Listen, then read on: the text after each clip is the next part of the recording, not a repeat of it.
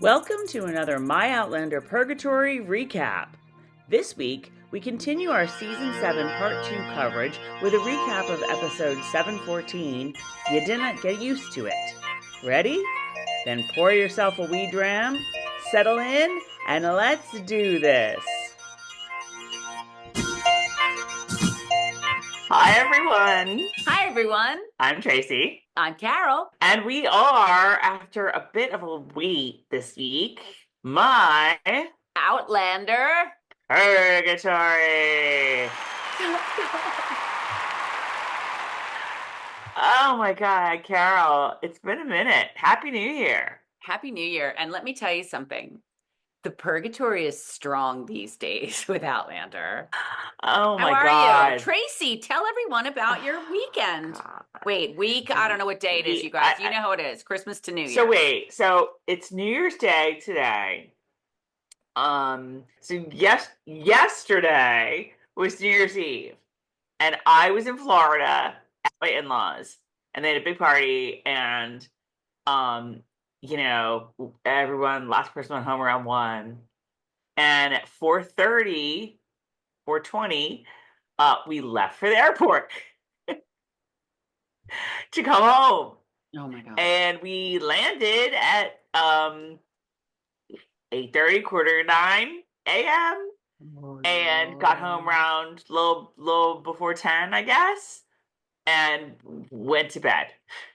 So now I've been up for about an hour, and it's 3:13 here, and I just don't, y'all, I don't even know which end is up. I really don't. It was just a perfect storm of stuff that delayed us. We always, like, inside baseball, you guys know, we get the episode a little bit in advance, and it didn't really come in advance this week, so that was like a little tough. Yeah. Christmas was last Wednesday, and there was a bit of a what do you call it? Like a pivoting, I guess, for our family, where, everyone was supposed to come to my house, and then third sister Jill's whole family got like whatever stomach bug was going around over there, and everybody had to like drop everything and change everything and go, like, all that changed. We got on a plane to go to my in-laws the next day, and the plane was about I don't know, it was a smallish plane, like 35 rows. We were in the last row of the plane, the last row. I was sitting between my husband, who's a big guy, and some other guy who was a big guy, and I had about this much room. And then the turbulence started. And let's just say I ended 2024 not in a good way. And I was sick for probably, like, I don't even know. I think by the time I was fully feeling myself, it was like Sunday. I think it was Sunday. So all of this, and meanwhile, and I'm at my in-laws, and we're like running around doing stuff. All of that was like what ended up delaying us till now. Carol, have you ever had like not a good time on an airplane with turbulence? Seeing as I spent the 90s and early portion of the 2000s in a job where I was on an airplane every 5 minutes, yes, I have had some airplane turbulence. One thing that you forgot was that poor Tracey was cooking with her husband, John, for Christmas, which was supposed to be at her house, which I was really looking forward to. And then my third sister Jill's whole family got sick. So because our mother lives near my sister Jill, we took as much of Christmas as we could to my mother at assisted living and sat in a little alcove in little couches, and Tracey put out a little spread, and we brought some cookies, and it was very, very cute. So I don't know. I just sort of had to mention that because sometimes in life, like things don't go the way you planned, and it's a holiday, it was Christmas, but it actually turned out to be a really nice day, although we were not with third sister Jill, and that was a bummer. But I don't know about you, but I thought it was it was Right. memorable. Right. It was very cute. I agree. I think we all had a very nice time. It was more. I was thinking more of like all the delay causes, and there's just like there wasn't one thing that like made us like be doing this recap like literally, 2 days before the next episode comes out. Right, right. You It was a guys, it was a the lot of next little episode things. is coming out tomorrow, isn't you guys? I'm Mm-mm. sure. I know there's memes all over the. Friday. Oh, Okay, I mean, I guess tomorrow at midnight. hang on. Yes. Like there's memes all over the internet, so I know it's not just me. Everyone's like, wait, what day is it? Whenever Christmas and New Year's are Wednesday and Wednesday, forget about it. You don't know what day it is. So yeah. I know. Well, and I think I'm guessing that like other recaps that you may watch are also kind of running a little late this week, and that's pretty much why. I mean, in addition to if people rely on a screener on an advanced copy of the episode, it didn't come till like the day before Right, like Thursday.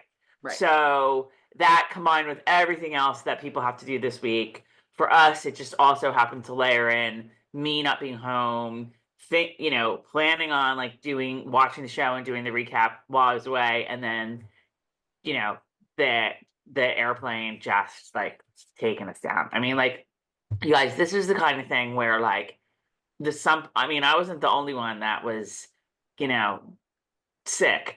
But like there was a girl. We were literally landing because Oh, it really got bad when we were landing. There's literally a girl coming down the aisle on her way to the bathroom, and the flight attendant is like, "Yeah, she's like, I don't feel well."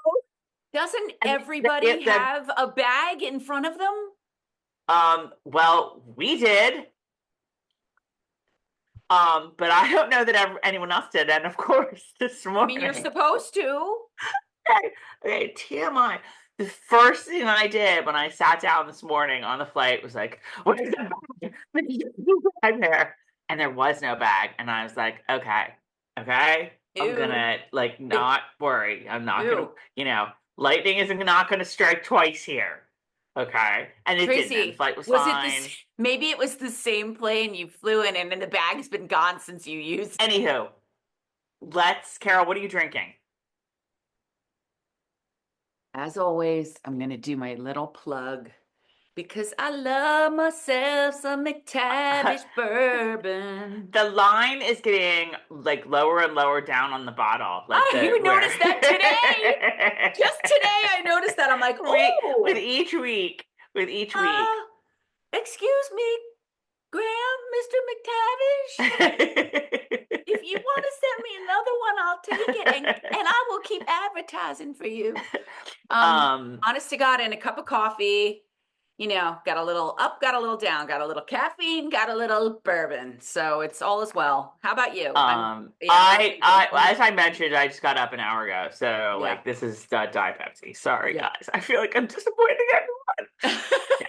Yeah, just straight Diet Pepsi, and given that it's like 3:30, down is Yes, up is down, whatever. yes, yes. Um, but I did watch the show. I did both watches. I took notes, whatever. But Carol, the text I was getting from Carol as she watched the episode were like, classic.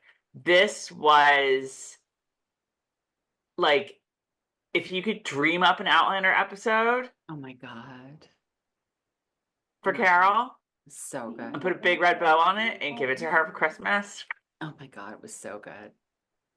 Um, so all right, the top story with this episode, I think, I mean, I guess there's a lot of top stories, but one of the top stories is that this one was written by Diana Gabaldon, who for non-book readers, out there that might not know, she is the author of the Outlander series of books. She doesn't write an episode every season. She writes them, I don't know, how many she written, like four-ish, maybe. I don't know. And guess when I found out that she wrote this episode? You were like now? about a minute ago. I had no idea. I must have missed it in the beginning when they're going over the credits or whatever, not the credits, but I didn't even know until you just told me that Diana wrote this episode. And I've been plotting over this episode.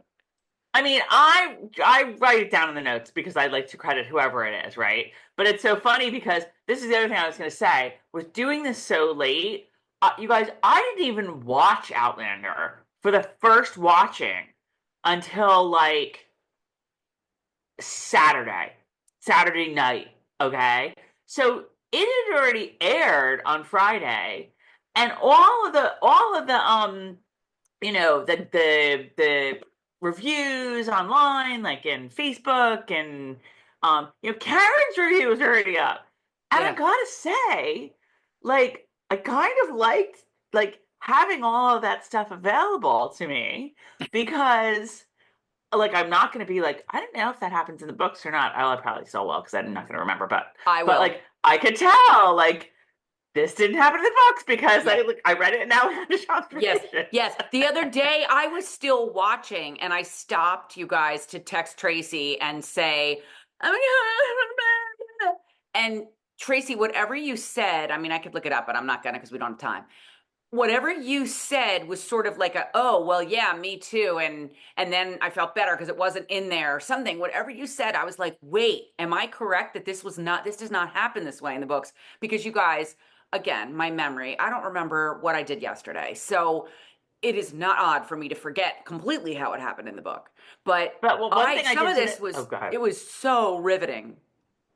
Um, One thing I did today that was really interesting was go on. Diana posts on Facebook every week, like, here, next episode is up. What do you think? And she'll chime in, like, she'll respond to people. So she responded to a couple of things that, like, sort of inside baseball, of like, well, I didn't actually write that part, or Mm, well, I didn't think that that was like a great idea because yada yada. mm. But that's how it works. So it's very fascinating to actually read, and she sort of like she added like a little description of what happens when you don't just turn in the episode and they're like, okay, here you go, Sam, here you go, Caitriona, here's your script.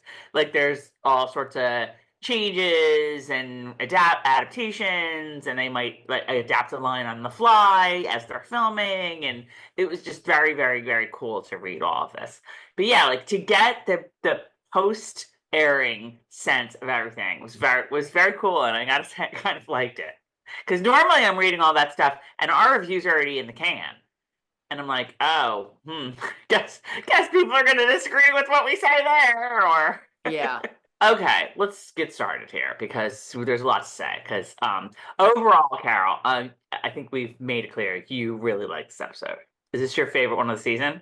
Look, I've waited many seasons for this season. An Echo in the Bone and Moby are just I'm not going to say my favorites. Obviously, Outlander's my favorite, but honest to God, I just love, you all know I'm a Revolutionary War freak, so I love all of it. I'm sorry, but also like where you live.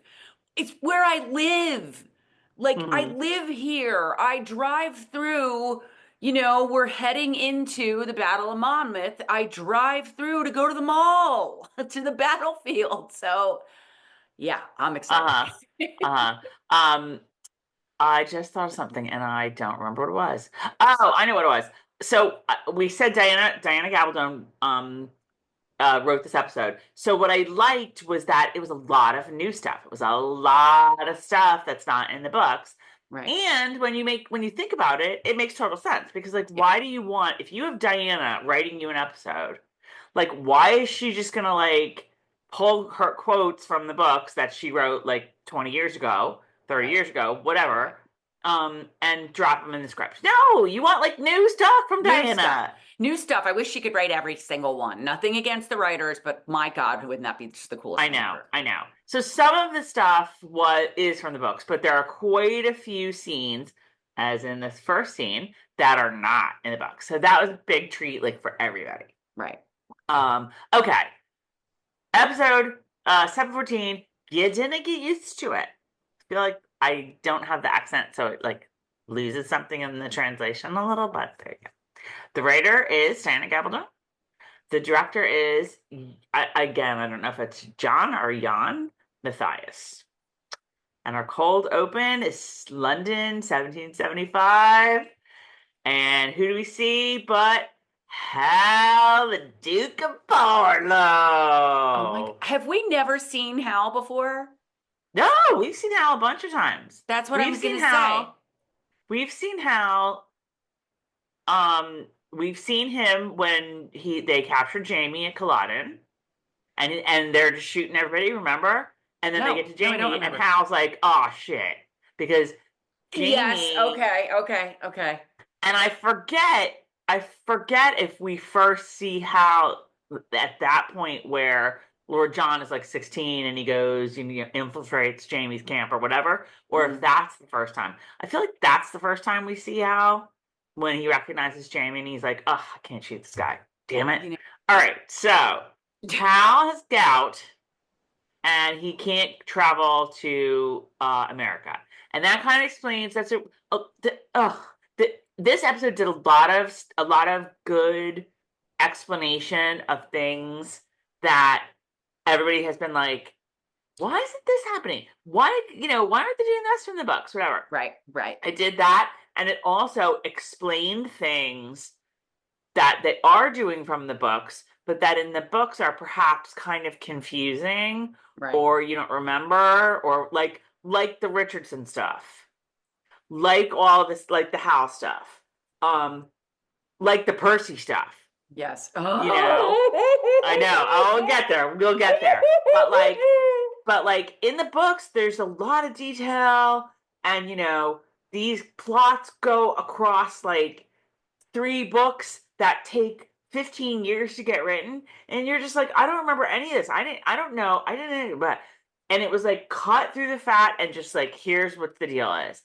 And I really like that. So this scene was I loved this scene. It's not in the books, but it was very helpful in understanding and laying out the whole like why how Hal sort of changed his tune in terms of the in terms of being not sympathetic to the Americans, but like trying to broker peace. Right. Um, and why Richardson is, not happy with that. So Hal can't travel.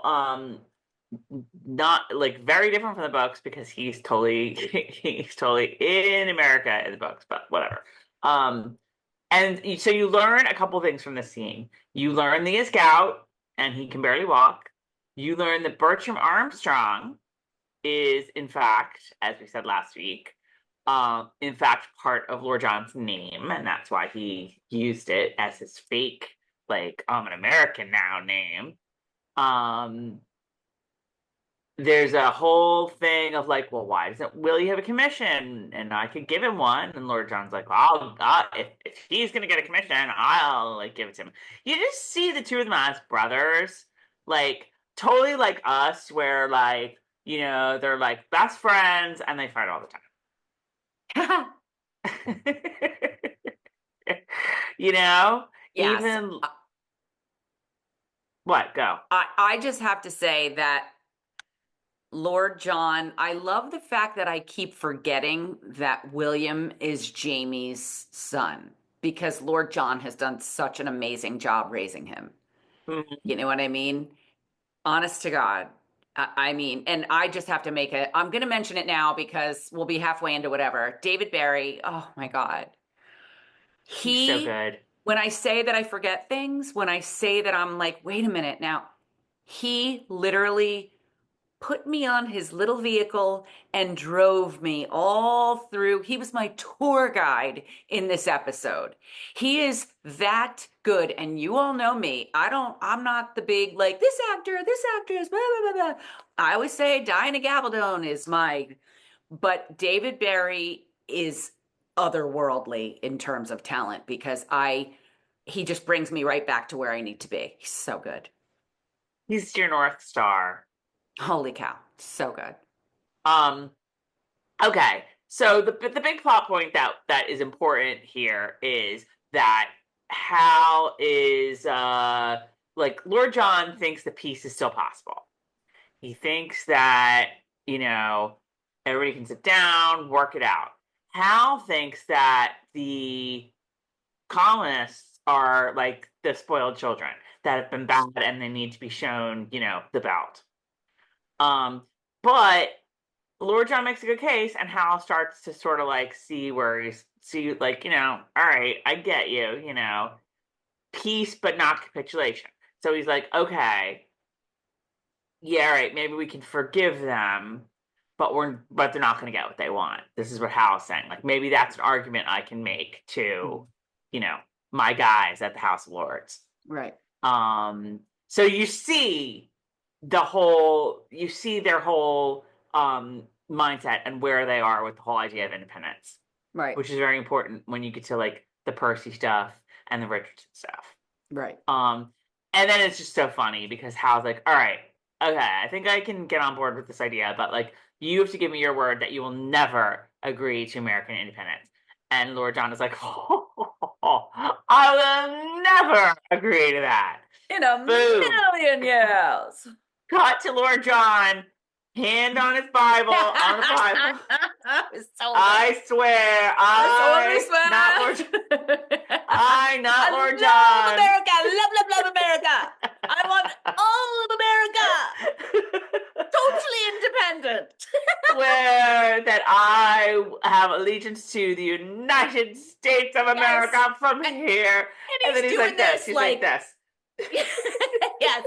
He's like, Tracey, I was like, is he crossing his toes right now? I kept expecting the camera to go to something that showed something crossed. I know. He was so unhappy, and I couldn't blame him. It was such like an OCD nightmare to be like thinking about, like, I can't say that, but I do. Oh my God, so funny. Okay, so the Easter egg, because I have Easter egg lady Betsy Ross sewing flag. Yeah, that's pretty. I love that. Loved it. I was like, is that how they do it? Is that way they cut out the star first and then they? Oh, like yeah, okay, like the execution of it. Now, I just thought it was a little too cute. The whole flag thing, the whole flag thing of.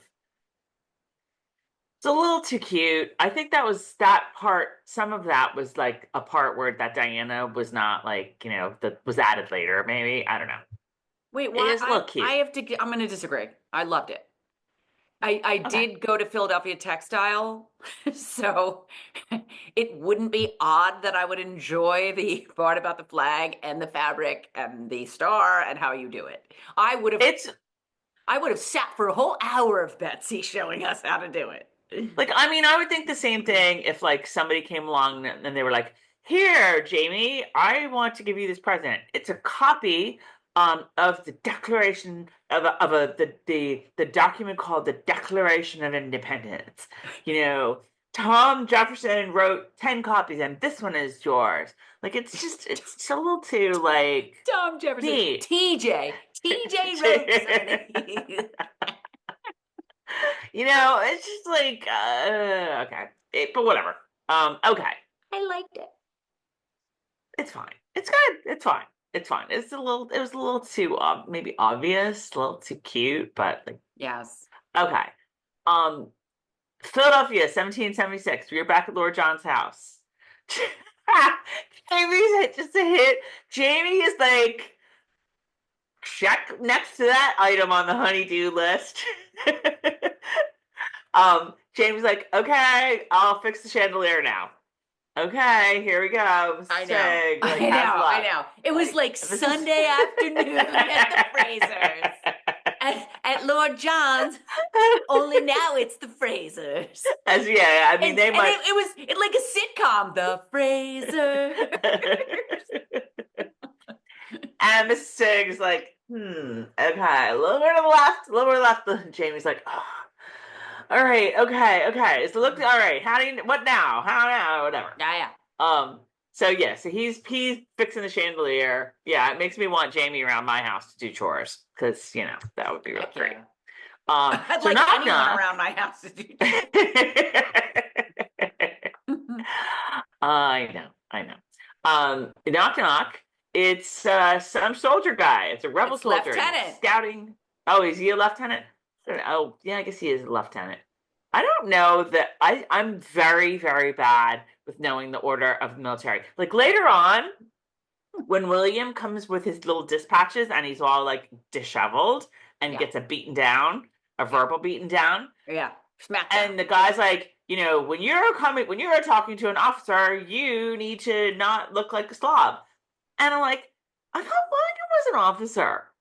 Isn't he an officer? I don't When know. you get a commission.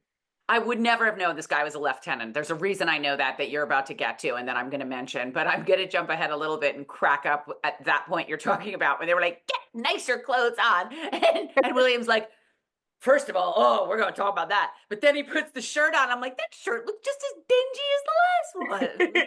Well, no, I think that the guy was also mad that he was missing it, and it's like the gorge, the gorse, yes, yeah, whatever it's called, whatever, hit the big round thing. But no, but that was my point. Was like I thought a commission made you an officer in the military. Like that's what the commission. I don't know. I don't know. Somebody explain it in the comments. Okay. So yes, as it turns out, the lieutenant isn't it? And is that just the way they say lieutenant, or is a lieutenant and a lieutenant different? That's a great question. Keep going, because I'm jumping into this. Don't know. So the lieutenant is like, oh yes, this house is great. Look, it's a dining room, that multifunctional dining room. You can like totally like do it in here and eat in here, because it's also where, Jamie and Claire a couple weeks ago. Yeah. Yeah. Oh yeah. Oh yeah. Well, shall we have the pork right there? So the lieutenant is like, well, that's basically what they can do now, because now that the rebels have the city again, the Americans, whatever you want to call them, they can go in and, you often heard about the British doing that, like commandeering homes to house soldiers and whatever. But, you don't think about it working the other way, but this is how it was working. That like that house is technically a loyalist house. A loyalist lives there, right? So the rebel soldiers can take it to use it however they want, right? Do you remember? And in this case, they're using it to, and that's what Mrs. Fig was all like. Look, I don't care who you are, like whatever. I'm like neutral. I'm Switzerland here, but I work for Lord John, and you can't just come in his house and like, boss me around. Right. I totally loved that. I was like, and this is what I'm saying, almost like endearment, like she's not old enough to be your grandmother, but like your grandmother, you know what I mean? Like, right. I liked that. The minute he says, oh, well, General Washington needs a place where he can have dinner with like a few of his generals. Even Mrs. Fig. And again, really, I mean, I'm guessing that Mrs. Fig is probably, loyal, loyal to the rebel cause. Not a loyalist, loyal to the rebel cause. Right. But, she also knows where her bread is buttered, and she works for a loyalist, whatever. But the minute she hears George Washington, everybody's ears are like, wait, excuse me? What? General, what? Here? Right. Here. Right. Here. So there's all like this moment of like totally impressed. Then the whole like, wait, I have to make dinner for George Washington and all his, all his homies like tonight. Like, are you kidding me? And then that was just so. I love Mrs. Fig. She's just so like the dressing down that she gave the lieutenant is like, okay, here's an apron. It's very 20th or 21st century, but yes, it's funny as hell. And, it was sort of like, honey, look who's coming to dinner. Honey, my boss is coming to dinner tonight. What? Honest to God, that's how it felt. But I am also going to interject. This is one of those episodes that I have little things that I'm like, where do I put this? I just have to say that a friend of mine is the 5th great grandson, which I've said this before, of a fellow named Moses Laird, who Washington stayed at his house in Englishtown next to Freehold near the Monmouth battlefield the night before the Battle of Monmouth. So it's just so cool to me to watch this because it's the exact way they did stuff. You didn't have hotels. They stayed at people's houses and they ate it, dined at people's houses. You know, and it also reminds me of Turn. I'm sure a lot of you guys have watched Turn Washington Spies. Same thing. They come in your house and be like, all right. And I don't even think it mattered if you were, you know, the other side, if you were a loyalist. Well, that's what I just said. Yeah, they're like, we need a house and we're gonna take yours. Right. But like historically, one of the reasons why the colonists wanted independence is because they could be brokered at any moment. A British soldier, even before real war, could like walk in their house and be like, okay, yeah, we need this house for yada yada. Right. Or you guys, the colonists, are expected to house the British soldiers. Right. You know, and I mean, again, it's not like you can't think of them as like divided like this. This is still at a time where like the colonists are British citizens. Right. So they're expected to house these soldiers. Right. And they didn't want to do that. They're like, we don't, we have no representation in Parliament. Like, why should we be like, feeding these soldiers? Like, whatever. But again, like, that's why I thought it was interesting where the script flips. Now the rebels hold Philadelphia, and they can do the same thing to the British. It's cool. It's very cool. John Andre has already been sent packing. None of this George Washington comes to dinner business is in the books, by the way. So again, it's all new. It's like getting a brand new little novella from Diana. Okay.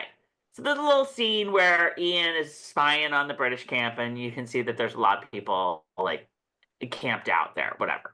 Which is Spotswood, P.S., which means nothing to most of you guys, but I had to look that up because I was like, all right, so Jamie, when he's training everybody, this was another thing. They're in Valley Forge, and the British are in Spotswood, which it's not close.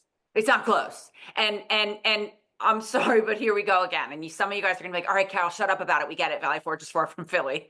But like 1 minute Jamie's on the field, like, soldier, what's your name?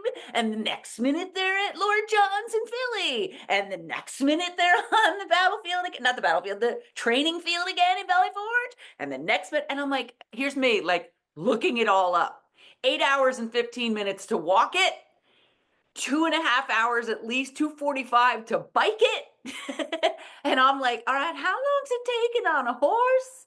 How's Claire getting back? Is she sitting on the back of Jamie's horse? She riding her own? The whole thing is just fascinating.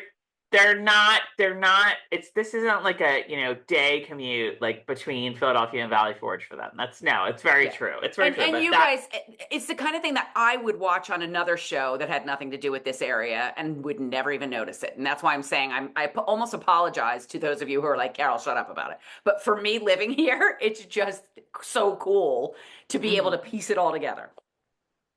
Okay. So Mrs. Figg, obviously, we know she's going crazy, and she I don't know if she sent Claire to the farmer's market to be like, all right, you gotta get this. But Claire's at the farmer's market, looking around. Who does she bump into? And I wrote down like hot Frenchie, but I knew right away who that was. Right away. Heard the accent, and I was like, and I gotta tell you again, and I know I've said this previously, but like it just makes me appreciate Hamilton more because this Marquis de Lafayette is so the Hamilton Marquis de Lafayette. Like it's like the same essence. It's so good. It's so the same. But yes, it's the Marquis de Lafayette. And he has a whole bunch of French names like in between Marquis and de Lafayette that I don't know and couldn't pronounce if I did. So yeah, Claire knows who that is. She is like, oh, enchanté. I know, Claire turned up the French. And yeah, I said it's like they took the Hamilton Lafayette and just dropped him in there. Okay, so he's like, he bumps into her. He's like, "Oh, pardon moi, madame. I'll give you some cheese." And she's like, "Oh, you do that." Oh my God. Oh my Honey God. McToasty. And Um, I have in my notes, I wish the Marquis de Lafayette would bring me many fine cheeses, olives, and wines. he was great. I didn't look up his name. I'm sorry, but he was just like, and like between his dialogue and his performance, it was so great. Like when he's going on and on about his estates and all the things Yeah, he's just and again, both sides. Like you hear all of these British officers talking about their estates and yada yada whatever. yeah, But like it was happening on our side too. Like the Marquis de Lafayette, like this was like kind of a, sport for him almost, yeah, And yeah. I don't even know that I'm not sure that I'm not sure if the French were actually there yet, or if he was No. there because, as we learn later, which is Yes. super interesting, he was really close to George Washington. Yes. And the French didn't Um, get there until almost the end. we know that from the Patriot because they show. No, I know it from Tom, who would be like, they didn't get there until the end. But I just have, and this is the silliest way to describe it, but I have, oh my God, watching Claire. Oh no, that's the next part. Absolutely love the little scene between the Marquis and Claire. He's so peppy. Oh, we got this with the cheesies, blah, blah, blah. And she's so happy to meet him. I'm sorry, I feel like we don't get to see Claire like this very often, grinning from ear to ear. She's almost like a little schoolgirl. She's just so, let's be honest, she knows who he is. She's excited to meet him. She's like, oh my God. And then they start having the conversation, and she's just loving every ounce of the conversation. Mhm. And it's just so fantastic to see Well, her happy. you see her frustrated because she doesn't remember, like all she remembers of like the players in this whole thing are the big players, Yeah. the name people that Hmm. like that she would know from Brianna's like schooling because she didn't learn about some of these people, but like he's a big name, like Yeah. everybody Right. knows, there's Right. probably five people that everybody knows who they are, and he's one of Right. them. So like meeting him, she's like, "Oh, I don't need to like rack my brain to think of who you are." Right. Okay, so it's dinner time. I'm already And I laughing. I gotta say, this is like for those of you who don't read the books, I feel like we haven't had many great Diana Gabaldon dinner scenes, but the Diana Gabaldon dinner scene is like a classic scene. There's a bunch of them in different books. They all involve eating weird foods, and usually it's Claire eating the weird food. They all involve like wacky conversation. They all usually involve some sort of intrigue, like Jamie and Claire trying to find out stuff or whatever. They're all really great. They're all really great reads. This was a really great watch. Oh my God, I was hysterical. And I'm trying to pay attention. I had to rewind it 3 times because I'm trying to pay attention to what the point is, what they're talking about, what the conversation is. And all I can do is watch Claire trying to get the fish or the eel down. Oh, the acting in this scene was just so, so spectacular.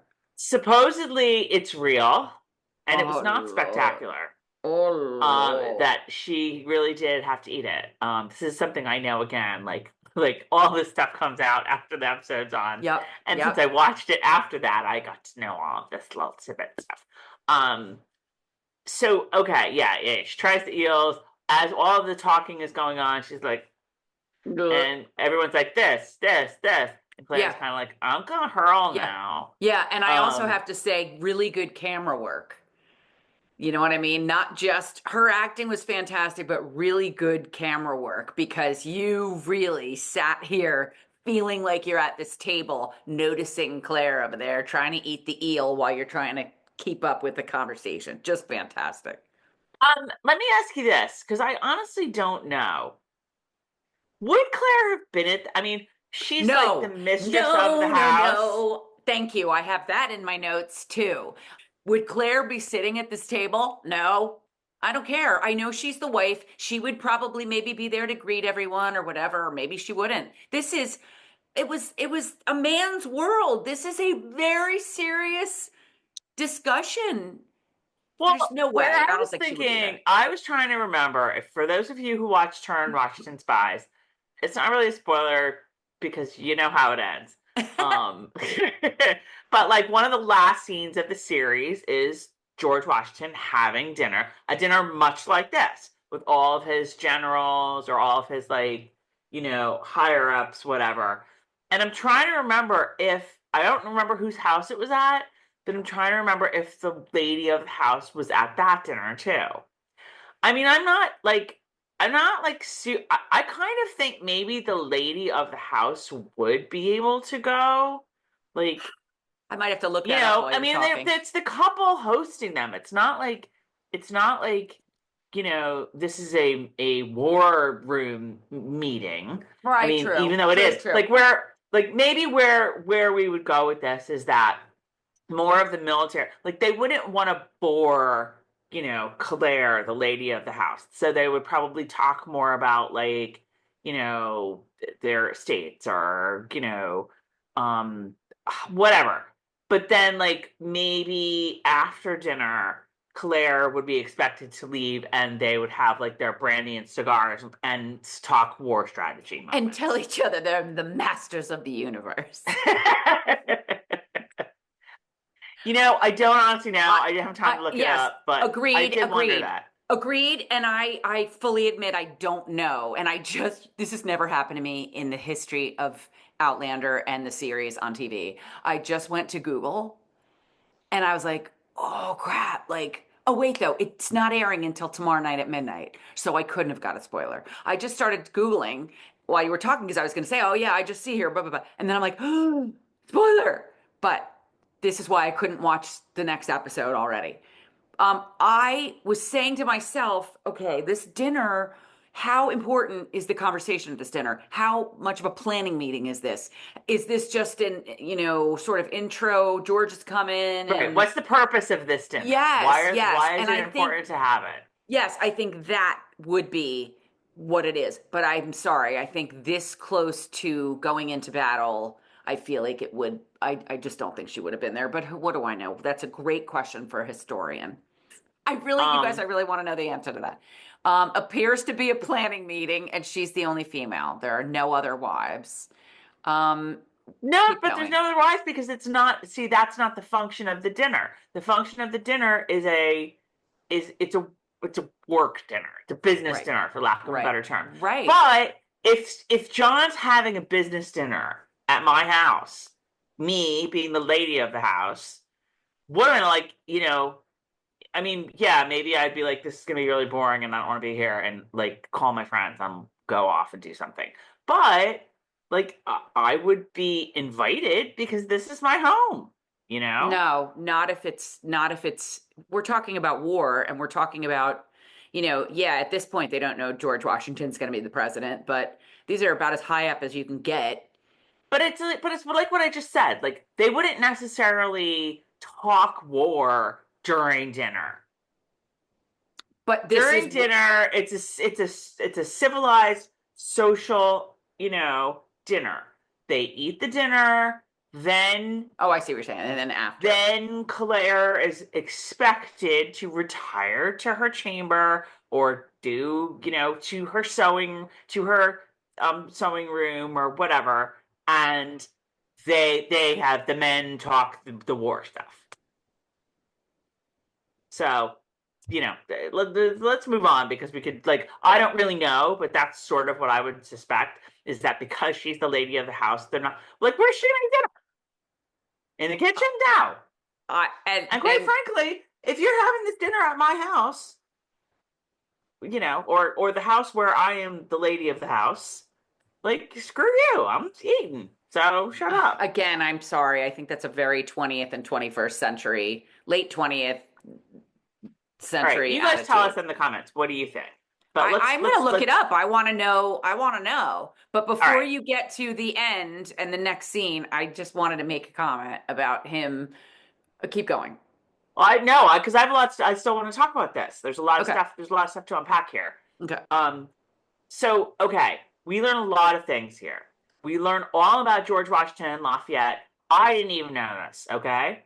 I didn't know that they were like super tight. Like that's not Besties. something like because everything Yes. I know is from Hamilton, and that's not something at all that like is kind of shown or you know, and I mean there's dramatic license and whatnot with that as well. But like I didn't know that he was like a son to George Washington, and that's a relationship that I want to like learn more about. Like Yes. where did they meet? Like how did they get to know each other?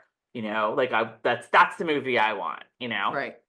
Um, then there's this Lee guy. Now, I know I should remember him from the books because this is a comment I saw Diana say somewhere on Facebook that like Lee really is just he's known for Battle of Monmouth and kind of and I don't even really remember like where what happens in terms of him, but like I don't, when you think of Lee and wars fought on American soil, Civil War. a Revolutionary War Lee is not who, or I mean, like if you're at all a fan of 1776, you think of Richard Henry Lee, who was, but he was not a soldier. He was in the Continental Congress from Virginia, and he brought the ordinance or whatever to develop a Declaration of Independence. That like he got Virginia to vote on it so that they could bring it up or whatever.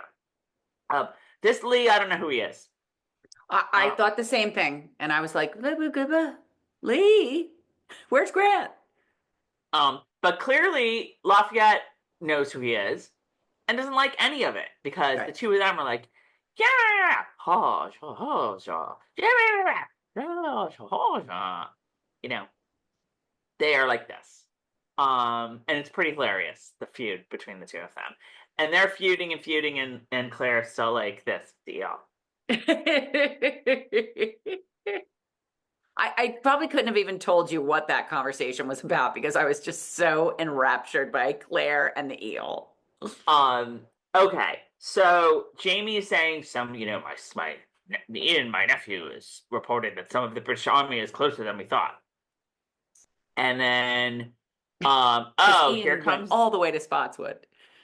Here comes this guy to talk to Lafayette, and he's like, "Oh, this is my associate," and he says, "It's Percy Bouchon." I'm so bad with the French, you guys, but it's his last name is Beecham, but they pronounce it Bouchon, Beauchamp.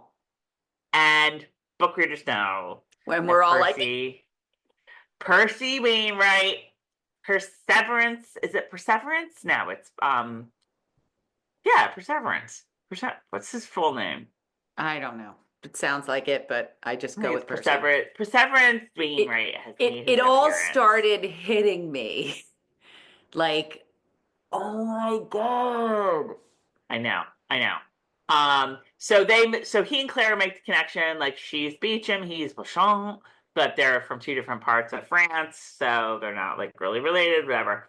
Right. And then they get to George Washington is like, allow me to present this keepsake to you. And Claire opens it up, and it's a flag.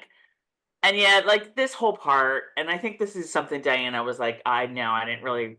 There was at least one line where she's like, no, I didn't write that. Oh, you heard her? You heard that?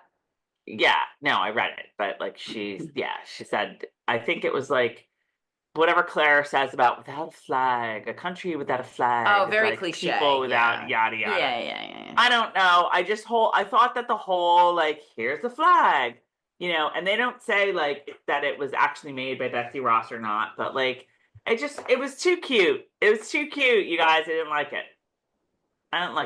And then Claire's like, oh, I heard. Is it true that the star was supposed to be 6-pointed? But like it was really 5-pointed because it was easier to sew. And George Washington is like, yeah, how'd you know that? And like that's where I wanted them to go, where he'd be like, how did you know that? Like, Yeah, like that was a who knows conversation that? between like And no she'd one be knew. like, she'd be like, I tried to do it See, myself that's once. the funny part. That's what I want. I want Claire to be caught red-handed and like In her time traveler-ness. I know. They didn't go there. They didn't go there. And yeah, the whole dinner was great. The whole dinner was great. Like you said, it had every element of Diana dinner conversation. Um and they're leaving, and General Lee's like, oh, I almost forgot, General Fraser. We didn't talk about all this other stuff. Let's go back in and have the dram and talk some more. Oh, that I was feeling you kind of get like, when, yes, I had the feeling. Everyone knows that feeling of like, you think you're done. And but he now I really gotta go was like, this back is the thing, and in. why it was a little weird. Like, Blackman was a little weird. He's literally like walking out the door with all of them, and then he's like, oh, wait, General Fraser, we have all this other stuff. He was just Almost forgot. annoying. He was just annoying, Let's and he go was drink just, some more. yeah, he didn't want to leave. He was just annoying. That person who's just annoying, but he had to do it. Ugh. I know. It was like, yeah. It was Yeah. weird. I was annoyed because George, obviously he has to thank Claire. She's a lady of the house, but this is my 20th and 21st century coming along saying, for God's sake, Mr., thank Mrs. Figg. She's the one who planned and executed this entire dinner. Thank the right He wouldn't. person. She's a servant. Like, he's not No, gonna thank a servant. I'm not saying that I think they Oh, should yeah, have wait, you known said it was that. a 20th century, 21st I'm century saying I thinking. don't Yes. think Okay. they. I get it. In fact, I'd probably be annoyed if he turned to Mrs. Figg and went, "Oh, Mrs. Figg, you've outdone yourself." Yes, I'm saying I'm glad they did it the way they did it because I like to stick with the way it was, and that was protocol. You thanked the lady of the house, but I was and Mrs. Well, Mrs. Figg. Figg wasn't even around when they left, was she? I thought she was there. Either She way, should it have doesn't been. matter. I just was like, Claire, she can't even turn on a stove. You should be thanking Mrs. Figg. So we have left the past. We're in the present. We're at Lallybroch. Bree pulls up, sees a note on the door. The locksmith was here, but you weren't, so you're shit out of luck. Sorry we missed you. I'll drop by another time. And Bree's Yes. like, yeah, that's not helping. So that's a little quick short scene there. And then we're Very back. quick. Yeah. It's just not Bree's day. Bree's not having a good day. Okay. So we're now in the wherever it is that Ian and Rachel are living, because I can't really friggin' tell. Like, do they have a room in Philadelphia? Are they living in a boarding house? I guess they had to get them in. I don't know if they needed like some, sexy time somewhere, and they were, they drew the short straw or whatever. We drew the shorts. I don't know. It was fine. Whatever. I did, like I said, I thought that I did not hate their wedding scene last week, but I got enough. Like, no more of that. And when Rachel was like, Ian's like, I'm just gonna go wash up, and she's like, I do not want thee to wash. Oh, no. And it's like, oh, Rachel, it's really gross. He's like, I mean, I'm guessing he hasn't been home in a couple of days, right? It's not like he's come back because he was in Spotswood, you said. Oh, And that's right. He rode his horse all the way to Spotswood, which is near like East Brunswick. Right. And then Spotswood in a back. car to Philadelphia is an hour and a half. To Valley. If he's staying near Valley Forge, then to Valley Forge. No, but it's not near Valley Forge. They look like they're staying in Philadelphia. It's like a typical all right. brownstony kind of Either way. Yeah. So he grows. He grows. He stank. He stank. He stank. So I don't have anything to say about that unless you. Me neither. Got nothing. Okay, moving on. This is the Tracey funny part. We're in a much cleaner bedroom. And why? Because Claire never leaves the bedroom. He comes in and she's sitting there, happy as you please, next to the bar where Claire always is. I've all but forgotten that, like, this was the Lord John Clare hookup room. And I guess Jamie has too, because he's all just like, hey, what's up? Like, whatever. That Lee is a big pain in the ass, yada yada. And Claire is just sitting back eating cheese. How does she call the Roquefort? We say Roquefort. She was like Rockford. Did she say Roche? Like, no, I thought she said more like Rockford, like the Rockford Files. I don't know. I always say Roquefort. Isn't that the stinky cheese? I think so. I think Roquefort's pretty stinky. Remember Dad used to get that stinky feet cheese? And I'm a cheese gal. I just had some cheese. That was like, I was working on a little cheese feet before we started. I'm going to have some cheese when we're done. I love myself some cheese. Cheese is the best, you guys. It's the best. Like, and in France, like, why did Marquis left? Like, I just love France. It's so great. Like, bring me some French cheese. Bring me some French cheese. Okay. So what we learned from this little scene is that even though, the Marquis de Lafayette and Lee, whoever this Lee is, are like this and they're fighting and whatever. Right. The real problem is with George Washington and Lee. And Lee is super resentful of George Washington because Lee thinks that Lee, should have been chosen as commander-in-chief instead. And it makes me like, this all has to be real. Like, this all has to be based in fact. And like, how do I not know who this Lee is? If he really thinks that he deserves to be commander-in-chief. And Jamie's like, he does have a point that, like, he has seen a lot of international military action. And George Washington has not. But, I guess one could say, like, he's also not, like George Washington is not a huge douchebag. Like Lee is, whatever. So basically, that's sort of, like, what we learned, but also that Jamie's really nervous. Jamie is going to be commanding a battalion of 300. He's got 300 souls under his protection, and he's like, I never did this before. Like, I never, like, commanded soldiers I didn't know.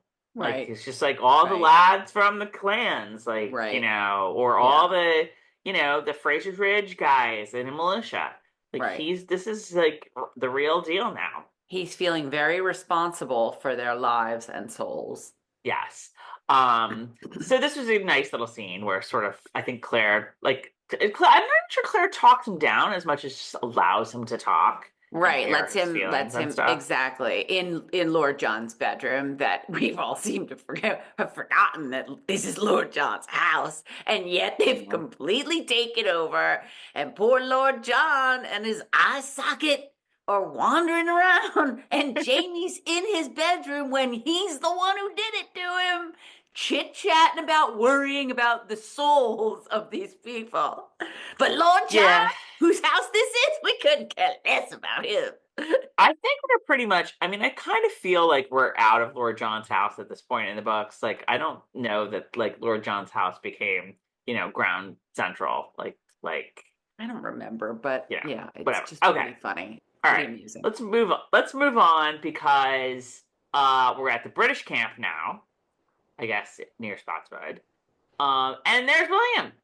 And as we mentioned earlier, he's been delivering some dispatches, and he gives one to the officer in charge, who gives him a verbal beatdown and says he basically looks like shit. Yeah. And I don't know, I didn't think he looked that bad. Like, he didn't have his thingy. Take off that tea-stained blouse and put on another tea-stained blouse. I don't know. So he's in trouble for missing his gorge or gorse or whatever it's called. And that's where I got into the whole, like, I don't understand where William fits in with, like, the officer. I thought William was an officer. And that's the other thing, like, William was decommissioned. Maybe that's the problem. You know what? Maybe that's the deal. He said he was decommissioned or something at Saratoga. because somebody said something about like, well, you're like gonna fight in the battle. Like, oh, it's Gene, I guess, says that. And he's like, I was, I, or maybe I don't know what I'm thinking, but I remember somebody saying that something happened in Saratoga where he was decommissioned or he gave up his commission or whatever. And I should know this and I don't. So like remind me in the comments, you guys. Remind us in the comments, like, what is William's deal right now? He's not going to battle. That's pretty clear. And he seems to be a courier at this point, but he's not necessarily an officer or anything like that. Yeah, and I should remember, and I don't too. And my brain goes into wacky areas like his hair color and how it's closer to his mother's than his biological father's. And it's, sort of the same as how the Gray family is. He's more of a Gray than a Fraser, so he has less of the red hair than. This is the stuff that goes through my brain while I'm watching this. So I'm not paying attention to whether or not he is commissioned or what. I don't know. It just was confusing to me. And I just love that I need to incorporate God's blood into my swearing dictionary. Oh, that and bloody. Bloody. Shannon says bloody all the time. I mean, she's got her grandmother was from the Scotland and one did something in England and blah blah blah. And she'll be like, this bloody whatever. And I'm like, I need to say bloody more often. I do say bloody on occasion. I do use that, but like more like that, oh, God's blood, yada yada. Like, that's a good one. It's a really good one. I think I need to, maybe that would be my resolution in 2025. To say God's blood. Say God's blood more often. The Greys, if it's good enough for the Greys, it's good enough for me. There you go. So okay, so yeah, he's like cursing, he's all mad that like the officer, tore him down and whatever. Then, knock knock on the tent, surprise, there's Jane. But before Jane gets there, as she's walking in, William has no shirt on. Did you notice that? I'm not usually the one who goes like, oh, he had no shirt on. Holy macaroni. Wow. I'm sorry, but that was a little treat, in my opinion. All right, so here's Jane. And who's Jane with? Jane is with Frances, aka Fanny. Cute as a button, Fanny. So Fanny is, for the non-book readers, Fanny is a very important, well, I don't want to say very important. I don't like spoil anything, but I'm going to throw out how I see Fanny in my head right now, and y'all can sort of like use that to shape your expectations. Fanny is the Oliver of Outlander. Please, Sam, have some more. No, not that. I'm like, what? Oh, you mean yes. Brady Bunch?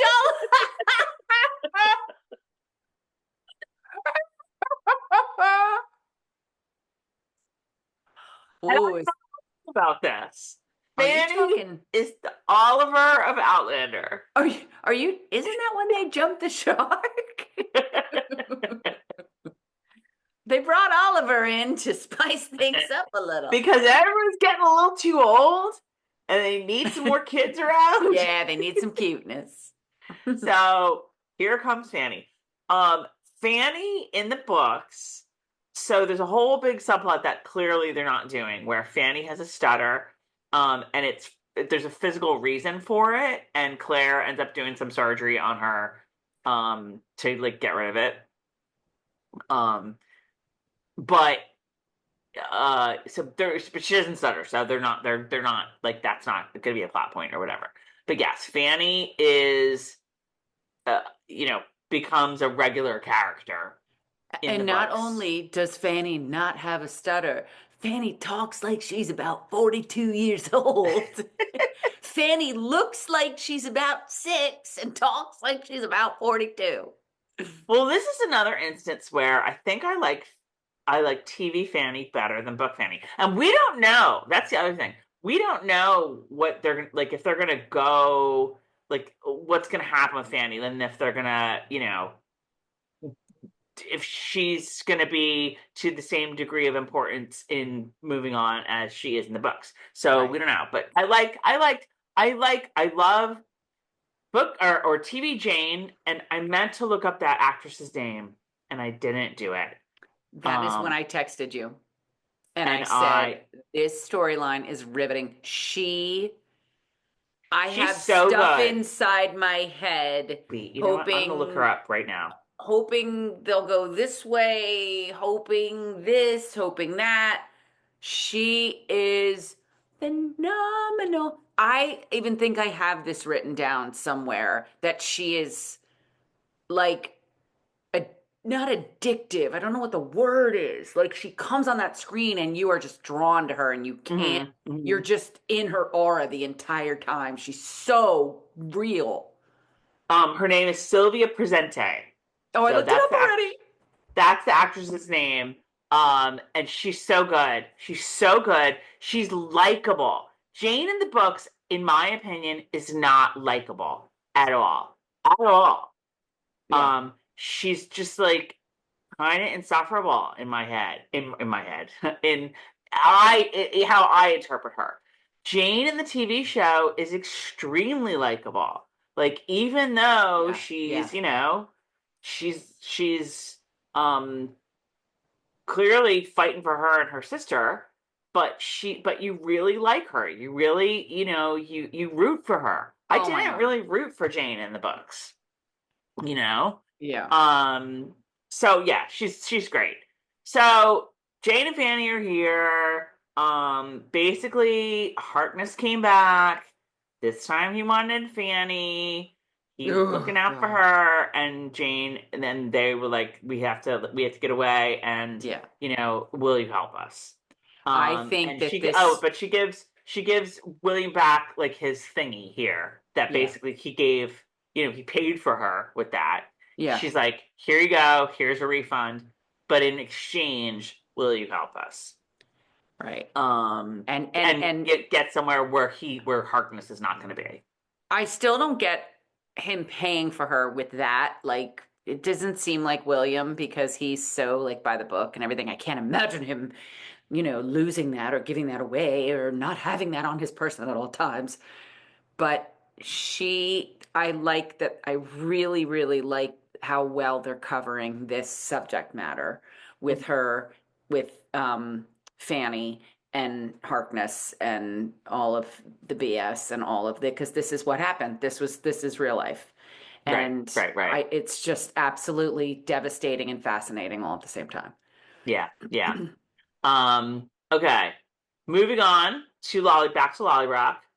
So we all know Bree's a good shot. She pulls out she's got A herself a big big ass old gun. rifle. Bree's got a gun. Got a big She's ass gun. packing. I loved Um, seeing Bree with the gun. I was like, oh, I miss yeah. seeing Bree with the gun. I forgot that Bree knows her way around She the knows gun. how to shoot. Her Right. father Because taught her how to shoot.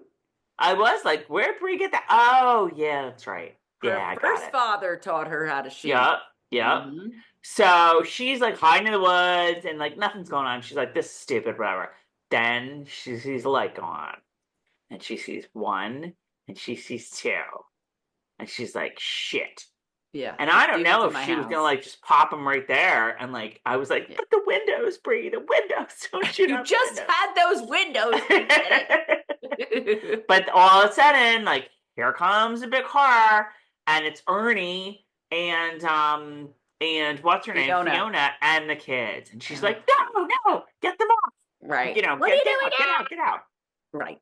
Um, and then the bad guys run out, and Bree knocks them senseless. I don't know I forget what she does. She doesn't shoot them, but she With the like, gun or something. Yeah. yeah, she like whatever. I just kept calling them the Wet Bandits in my head. That is so true. That is so true. Morons falling over. Kevin. There you go. And then here comes Rob behind them, and they finally get away. They get the van started and they get away. Which I'm Um, sorry, but seeing these cars in 1980s, Highlands, that are like older, like anybody who's ever watched Monarch of the Glen, they have a couple of them too. It's just so funny. Like they're chasing them and they're going like 5 miles an hour. It's just really amusing. Um, okay, back to the British camp. So William's like, all right, made a few arrangements, did a little digging. Here's the plan. I've got you rations. You're gonna travel with the camp. You're protected, whatever. But you're gonna have to be a laundress. And Jane just sort of assumed, like, look, I'll do my thing. Mm, Plenty of clientele around here. It's all good. Just like I don't want Fanny to do it. But right. no. Now Jane is got to be pressed into service as a laundress, and she's like, "The hell! I didn't have to do laundry. Like, whatever."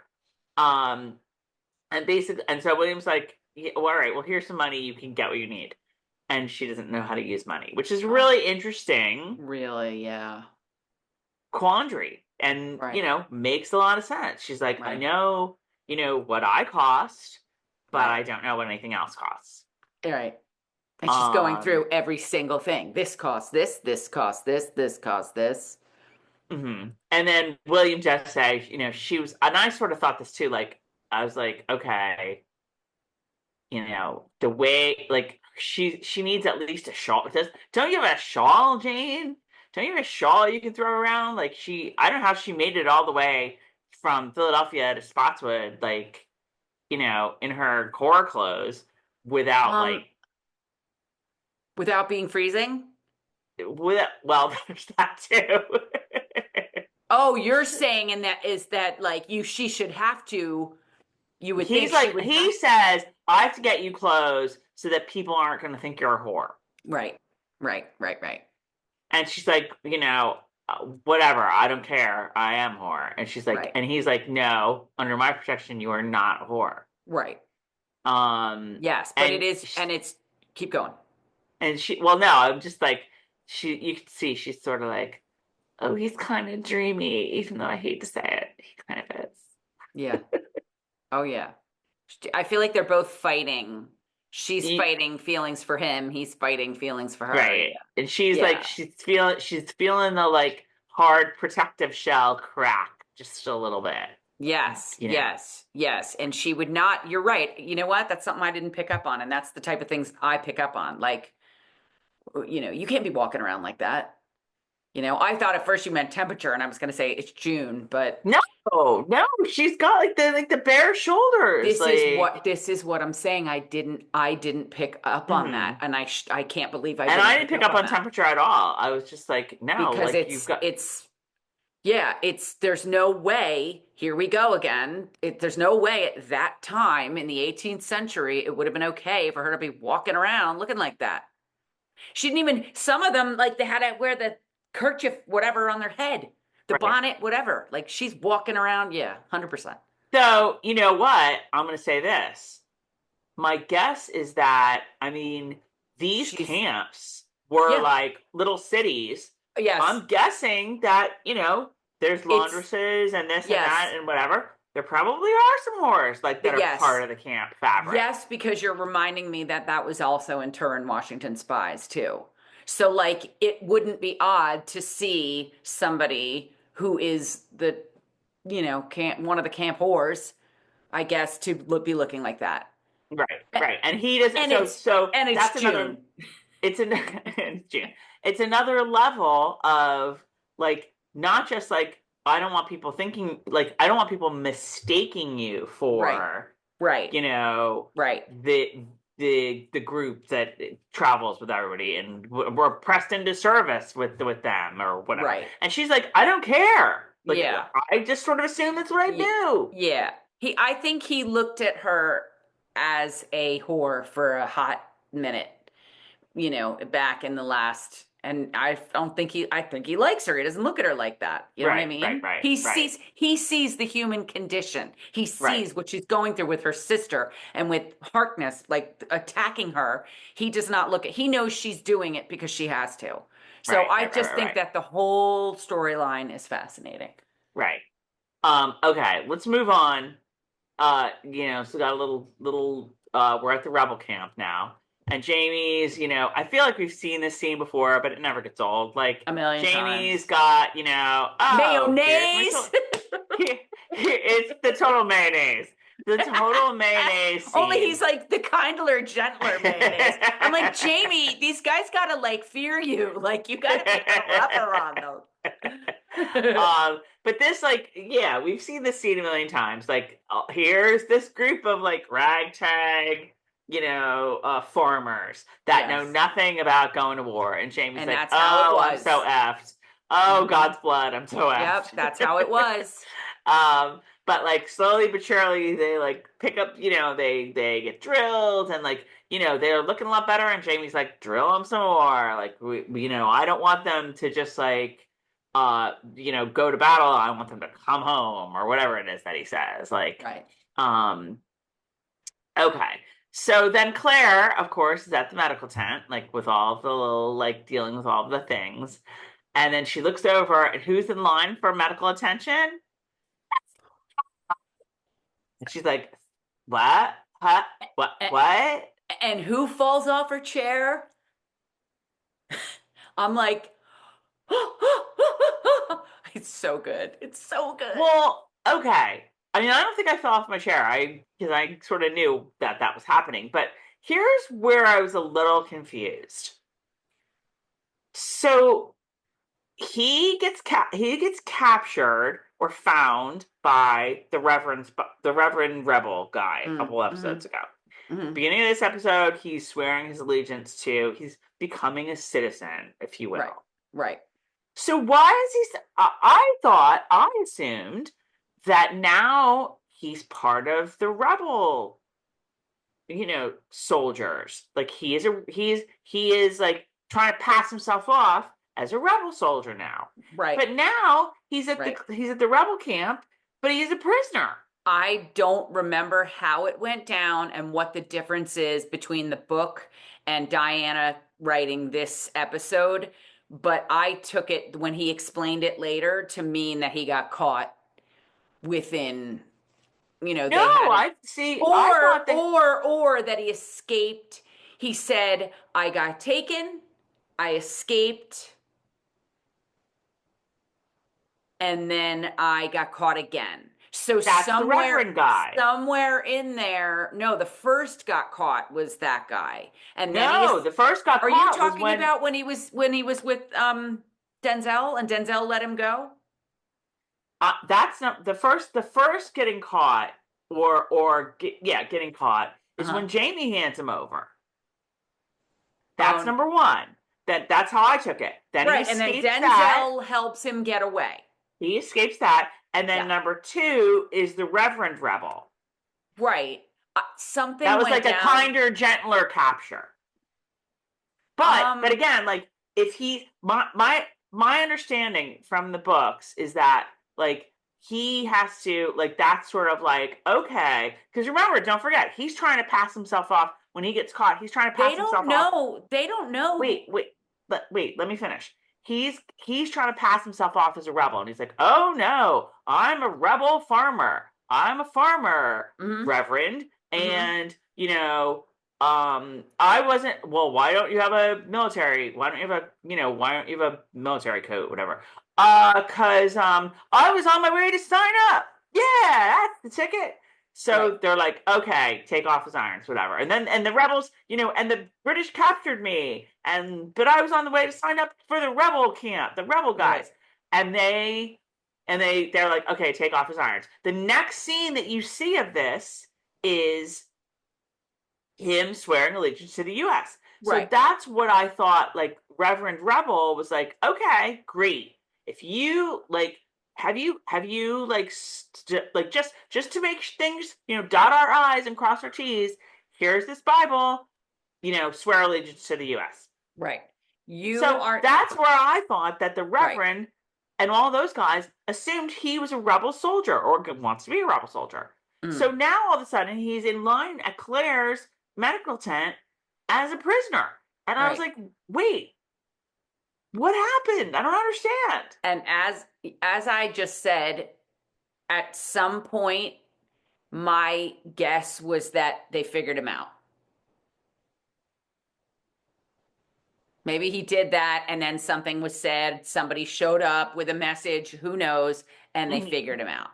Maybe somebody All said, right. hey, that guy with a patch, I saw him at the last place and he's you know what I mean? And I he's no rebel. I thought it was probably on the cutting room floor or something that I mean, they I just guess I was confused by it. It confused me because then when he sees Claire, he's like, okay, I surrender to. He's clearly British. He's clearly on the British side. Even in line because Claire was like looking. Oh no! What do you mean clearly? You know what? You know what? I'm gonna change my mind here. It was confusing. It was confusing. But I'm going to change my mind here because that line, that medical tent, was not for prisoners. It was for rebel soldiers, right? Because Claire's like, you have consumption. Go over there and tell them you're out. You're out of the army. Like, it wasn't like prisoners and rebels and whatever. It was all rebels. So I think that Lord John changed his story. That's what I think. I think that he ended up in this medical tent as a rebel soldier, And as soon saw as Jamie, saw yes, Claire, and was yeah. like, okay, this is how Never I'm getting mind, never all that. mind. Never mind, never mind, Forget never about mind. the Bible, throw that out. I surrender to him, that red-haired guy there. Yeah, Like, yeah. okay. I feel like that's Okay, probably what that makes happened. sense. That makes sense. So he surrendered then and said, I want to do over. Oh, wait, I am British. I'm going to go with him.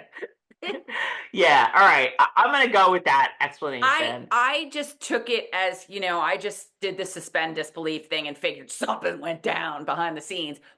And like I said, I can't remember the book. I don't know if it even was. I'm sure it was explained in the book. So I don't remember. It is what it is. And now he's Jamie's prisoner. But what it tells you also is that he would rather surrender to Claire and Jamie Right. than be thought of as a American rebel colonist guy. Okay, so this is one of those things that his storyline sometimes just brings back John Andre. Like, just brings back John Andre. Like, he's a prisoner and they're gonna hang him, and he's asking if he can wear his officer's uniform because he does not want to be thought of as a spy. This is the type of stuff that I'm like, oh, is there supposed to be any? All roads lead to John Andre with me. So maybe I'm making this up in my head, but I feel a parallel. All right. Okay. So Claire. Okay. So now they're back. I think they're back in Philadelphia. I'm not sure. I think they are though. They've gotten from the camp. Um, I Didn't I say did Valley Forge. I'm sorry, I forgot something. When did you pick up on when Jamie is not pick up on? I mean, he's out there and Claire's like sees John like, what the devil are you doing here? And she's like, Jamie? I think she called him, I don't remember. But Jamie's coming, and 3 times Jamie sort of squints and doesn't know because it's probably dark under there and he's out in the light. And Jamie's doesn't have his spectacles, all that. And Jamie gets closer, squints closer, closer, closer, and then sees it's Lord John. And immediately his demeanor just changes when he realizes, and I just loved it. I loved it. And I loved, like, it's funny because if you wear glasses and you are nearsighted and you can't see far away, that's exactly so many little nuances, so many little things that people wouldn't even pick up on. I am noticing with this acting this season that it's just and so don't forget, beyond. Lord John was wearing an eye patch. Yeah. And he's not like, the washed, if you will, and presentable Lord John. But I think I'm talking more about Sam Hewen. Go back and watch it again. It's just like Claire with the eels. It's so subtle, but go back and watch Sam again walking. And again, I don't really gush over the acting usually. Watch him walking towards Lord John, and when he realizes and the look on his face, it's so good. So they get him back to Philadelphia some way, whatever. And Claire's like, on Lancaster Avenue. That's Lord John. She looks at his devil eye, and it's like, God bless him, like with the whole not moving your eye acting. Oh my really God. Great. Remember reading about this? I do remember all of I usually remember more of the science and the health stuff. And oh my God, he couldn't move it because of the muscle. Yeah, no, and David Barry had to have some wicked contacts or something in there. Like, ooh, yeah. Okay, so Claire's basically like, yeah, all right, I see it. If there's a fracture, muscle's caught in there. I'm gonna have to like basically pull your eyeball out, turn around, go like this. This is me. Um, and then I think that we'll fix it. Dear God. And so, I really thought they were going to show his eyeball being pulled out, and I was like, no, no, No, no, no, no, no. no. And hear the squishy noise. No I squishy haven't noise. eaten in 2 days, and No. I finally have my sea legs back. I can't watch that. Can't watch this shit. So No they eyeball. did not show it, You're right. and Claire does fix it, and all And he's screaming, "Oh Lord, help us!" Okay. So, but back to the British camp. I just put down Willie is pissy. Oh, look, here comes Jane ready to party. Oh, this is when he's trying to sleep. Yeah, William is like trying to sleep, and like, oh, look, there's Jane. Hi, here I am. Like, let's boogie down. And William is not in the mood, but you can still tell that there's chemistry between the two of them. There's definitely a spark there. Um, and I want William to be happy, so I'm really like hoping that things work out here. I mean, this is not a good situation by any means. I am with you. I am with you. But I want William to be happy. I know. Okay. Ian's, and again, I don't know where Ian's living, but he has a living room, whatever. And he's getting his war paint ready because the battle is starting soon, and he can feel old Ian there. He's like, this was a nice sort of monologue on John Bell's part. Like he doesn't always feel old Ian there, but when he does, he's like, okay, I gotta take this seriously because this doesn't happen often, whatever. But then when Rachel came in, he was like, well, maybe that's like the answer to old Ian. Feeling old Ian there made him think that he might be destined to die in this battle. But then Rachel comes in and he's like, well, maybe seeing you is like showing what's gonna happen, and it's not me dying, whatever. And they do the little like he paints the little white dove on his chest. It's cute. It's a cute moment. It's a cute moment. Well, it's very real moment. I mean, that's what you do. You hear things, you see things, you look for maybe whether you're looking or not, and there's something that happens, and you're like, is this telling me to blah blah blah blah blah? It's the truth. Okay, we're back in the present. And there goes the van again. Ernie needs a new van. FYI. Maybe Santa will bring him one for Christmas. Wow. But Ernie's like, ugh, all this running around. And basically what happened was Bree was like, why did you come here? And they I don't know if one of the Wet Bandits or whatever, but somebody is like knocking at their door, like wanting to know, they're getting bothered. Like somebody's after them. Right. So they didn't have any choice. Right. And Ernie's like, yeah, maybe it's time that you go like find Roger and go meet up with him because this is a little creepy and scary. We don't want to play anymore. We're super not thrilled here. So we're gonna go off to Ernie's mom and stay with her for a while, whatever. Yeah. So Bree's like, all right, let's fix your van, which of course Bree can do because she's Bree. So she's I feel like it's just they fixed the whole van here, and she's talking because Ernie doesn't know the drill. Ernie doesn't know where Roger is, right? And why it's a little tough to go for her to go meet Roger, meet up with Roger. Right. Fiona does know. And the upshot here is that Bree fixes the car, and then she's like, you know what, B, you guys have been great, but like, I think Ernie's right. I think it's time for us to go find Roger or meet up with Roger.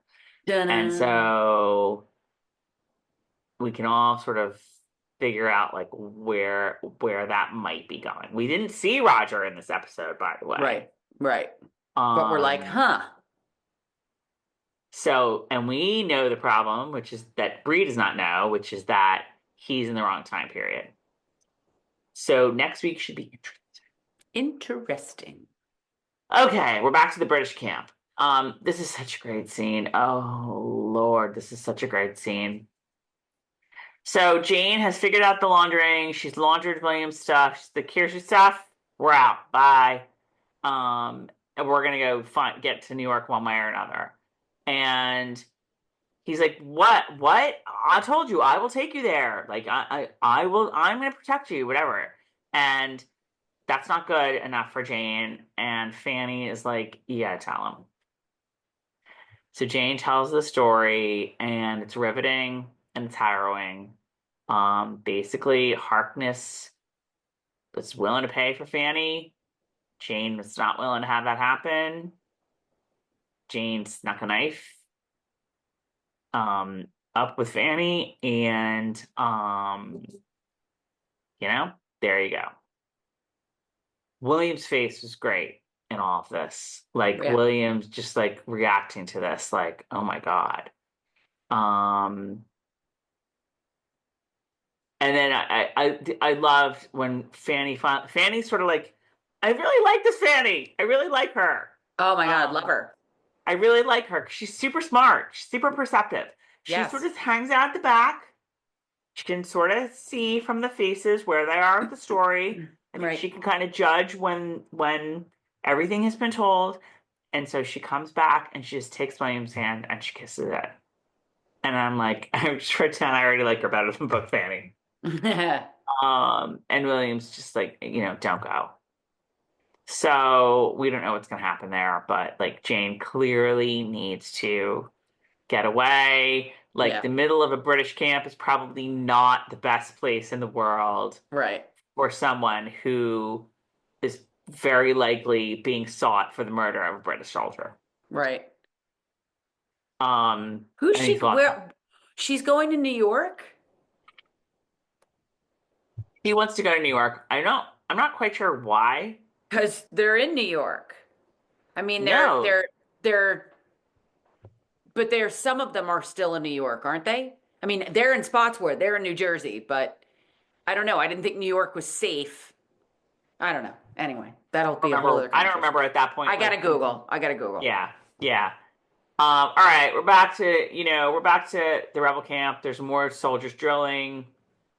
Um, it brings back memories of Culloden a lot. Again, like for I wrote that down. Brings back memories of Culloden, and I don't know whether it was for Jamie or for me. Like, Mm. just I think for me because there's that whole big scene. I think Dougal is there too.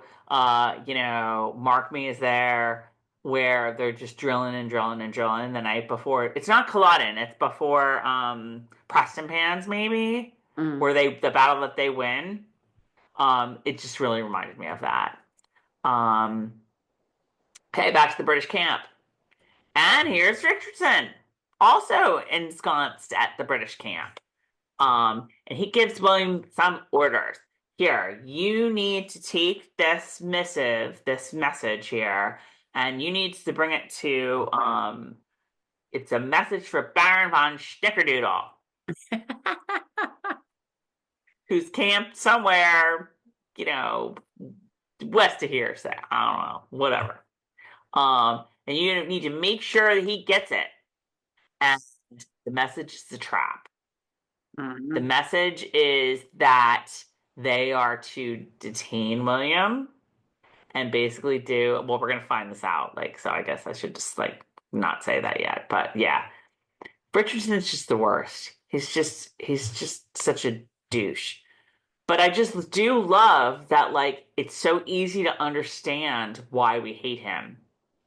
Because I'm not sure I understand all of the ins and outs of it from the books. And I just totally get it. Like this show has done such a good job of really peeling back all of the fat and like just like here's the problem in 10 words or less. So good. We need to get better at that. Oh my God. Lord, it's dinner time. Uh, so we're back in Philly. Lord John's eyes looking good. Jamie and Claire are about to join the army. So the plan is that Lord John is going to stay basically under house arrest in his own house, under guard.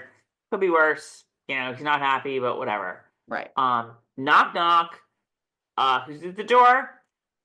Oh, it's Percy. It's Oh, Percy Bonjour. oh. Oh, bonjour, mademoiselle Française. I need to speak to Lord John Mm. for a personal matter. Mm-hmm. And Lord John's like, ugh, how do you, I guess you guys know each other.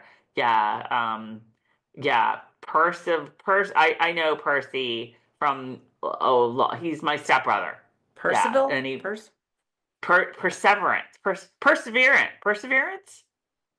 perseverance. I think they say perseverance. I don't know. It's perseverance. Wainwright. Anywho, Claire's like, oh, okay, but I'll be right behind the store, Lord John. If you just holla, if you need something.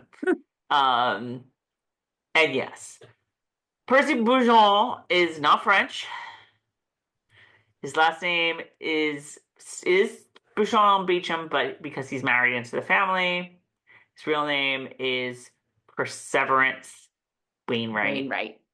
Yeah. So you guys, I'm sure we've mentioned that Lord John has his own book series. In the, collection of Outlander books, there are a number of either like short novels, novellas, story collections that feature Lord John sort of around the time of Hellwater-ish, before he's married to Isabel. Um, and they're usually set in London, that area, and they're like more mystery stories, like Lord John solves crimes, basically. Um, and they're really good. But the best one, I mean, like, well, Scottish Prisoner's pretty good too. But like, there's one called Brotherhood of the Bleed. Um, and Percy's a big, big, big character in that. And he does show up in the Outlander verse as well, obviously here and elsewhere. But as you probably gleaned, Lord John and Percy are, know each other not just as stepbrothers. And And we'll and leave it at that. and from the scene, like you could cut the tension with a knife. Right. Well, the chemistry between the two of them was like on fire, off the Insane. charts. I have that written down. I have Off the the charts. chemistry. I mean, the chemistry in this scene, but also like in Brotherhood of Light. It's a Right. It's a great read, by the way. You should definitely read it. And Jamie is also in Brotherhood of Blade because and he's at Hellwater at the time, so he does see Lord John, and there's some good stuff there. Great book. Right. But anyway, okay. But here we This go whole again with the scene, acting because the I know, top to bottom, this whole scene is chef's kiss. Like so, so, so, so, so, so good. And this is where it's twofold. We get a really clean, easy to understand explanation of who Percy is Mhm. and who he is in relation to Lord John. And we get a clean, really easy to understand explanation of what Richardson is doing and why. Right. Which That I was a like little bit like, huh, Percy knows that. Well, But he knows things because he just hears things. He like exactly. married another Baron von Yes. Schnickerdoodle somewhere. Yes. And he's connected to Lafayette, so Right. he hears a lot of the gossip and Right. whatever. Right. So maybe that's a little too easy, that he happened to hear this thing that like William's in danger. And you have to remember that this is the first time this happened. When William got sent to the Great Swamp and Ian like ended up rescuing him, and that's where they meet Rachel and Denzel, like in season 6-ish, I guess 5. I don't know, whatever. Um, Richardson set that all up too. Richardson's modus operandi is like, I need to. These Gray brothers are pissing me off. They're getting in my way. I want independence. They're trying to stop it. I need to stop them. But some people probably talk in front of Percy because they don't know he's Percy. They think he's French. Yeah. Oh yeah. And And they probably don't know he knows Lord John. yeah. So they're gonna say things in front of him thinking that he doesn't understand what they're Right. saying. Right. Okay. Well, we have to say this quietly, not on the dance floor, but Richardson is a spy. He's really working for us, Right. the rebels, and Right. he's he has a plan to shut up that like infernal Duke of Pardloe, Mm. and it involves this yada yada Baron von Schnickerdoodle, and like they're gonna like keep Lord John's son at bay, like whatever. Yes, yes. Um, but that's the plan. Richardson is out to get the Greys, and Hal especially. He's sending William to an ambush in Spotswood. And oh, so the ambush is in Spotswood. Okay. Oh yeah, okay. I'm not even gonna think about where everybody is at this point. I don't know. Whatever. I know because I think they said it at one point because I had Googled where they Right, were right before the battle. And right. then I think at some point they were like, oh, Spotswood or something. I don't So know. like And the I'm like, British aren't no. at Spotswood because that's where William is getting sent. William is getting sent to Spotswood. Yes. So the Oh, British are like near there somewhere, but who knows I, where. I think I looked this up too. Right. Anyway. So Lord John and Hal would need to cooperate to save William. Like basically that's they would in order to like save William from this ambush that's going to take him prisoner, Lord John and Hal will need to agree to like, you know, start supporting a clean break with the US. Right. Whatever. But yeah, it was a great scene. Like so much chemistry. Um, David Barry, so great. I'm sorry, the Percy actor, I don't know the name. So great. Two of them together, so great. Ah, just 100%. Top to bottom, fantastic. So they have their little scene with Percy, or he has a scene with Percy. Then he spills the beans to Jamie and Claire. Um, and that was very funny. He's like, so Jamie's like, so wait, Richardson is a spy? And Lord John's like, yeah. And Claire's like, oh, yeah. Claire's like, oh, right. Yeah, I knew that. And they're like, Like the way, what? like when Rachel was like, Oh, oh yeah, wow. that. Yeah, sorry. I forgot to mention that. And I'm like hitting my head against it. What do you mean you forgot to um, mention that? but it was very interesting because it really did show like she was like quite literally Lord John's husband, and he's like, you didn't think to tell me this, and she's like, I'm sorry, but like Slipped my mind. I was on his side, and you weren't. Sorry about that. So I wasn't gonna like spy on you or anything, but like you would have like thrown his ass in prison or whatever, and that's Right. not like. But like when you tease that all out, it's a tough call because even if she wasn't like married to Lord John at that point, like because of circumstances, she's still very close to Lord John. Like Lord Right. John's an important person to them. It's a strange situation. And you But do you do have to believe and know that this kind of stuff, maybe not so dramatic, went on. yeah, Some people jumped. Some people didn't say what they were all about. Some people were outright spies. Some people, yeah. yeah, it was really difficult. Like because you are like, how do you not tell me this? Like he wanted you to spy on me, and it was, I guess, in Claire's mindset, he had to like trust that she wasn't going to do that. Right. Like, well, Um, I said no. so Jamie is like, look, so Jamie, they know, they all know William's in danger, but Jamie's like, I can't like abandon the 299 souls for the sake of one soul, and that's where Lord John comes up with like, Loved it. Lord John, always thinking, always Yep. planning, Yep. always Yep. like, working ahead. He's like, okay, I have an idea. You parole me and I'll go find him. And they're all like, great idea. So the plan is that Ian is going to, much like, Star Wars, where Han Solo is the prisoner and Chewbacca is like bringing him in. Ian is going to take the prisoner, Lord John, somewhere. They don't like say exactly where he's supposed to be going, Right. but they're gonna fake out these people and they're gonna go look for William, and bring him back so that Jamie doesn't have to worry about him. And Lord John, now So Lord John, so they put the irons back on Lord John's wrists, and Lord John's like, "Yeah, I'm getting really used to these irons." And Jamie's like, "You didn't get used to them." Oh, I'm like, Lord John, really? I mean, I guess he's just kind of like lighting the mood, whatever. But it was like, oh, Lord John, you rarely misstep with what you say, but like, with your oof, verbiage. oof, too soon. It's never not going to be too soon, Lord John. Um, Yeah, like they must have had to take them off him, like when they played chess and stuff. Oof. yeah, yeah, yes, exactly. That's exactly what happened. That they took when he came to dinner, they took him off. He played chess, he drank whiskey, he did whatever, then they Put him put him back back on. on, and off they went. So this is an interesting line. Jamie says, "Go save our son." Mm.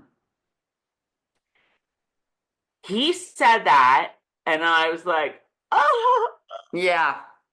Yeah. Right? I was Yeah. like, "Oh my God, what a line! Oh my God, save our son! Oh my God! Oh my God! Oh my God!" But this is where it gets interesting because I'm reading all of the post game stuff before we're doing this.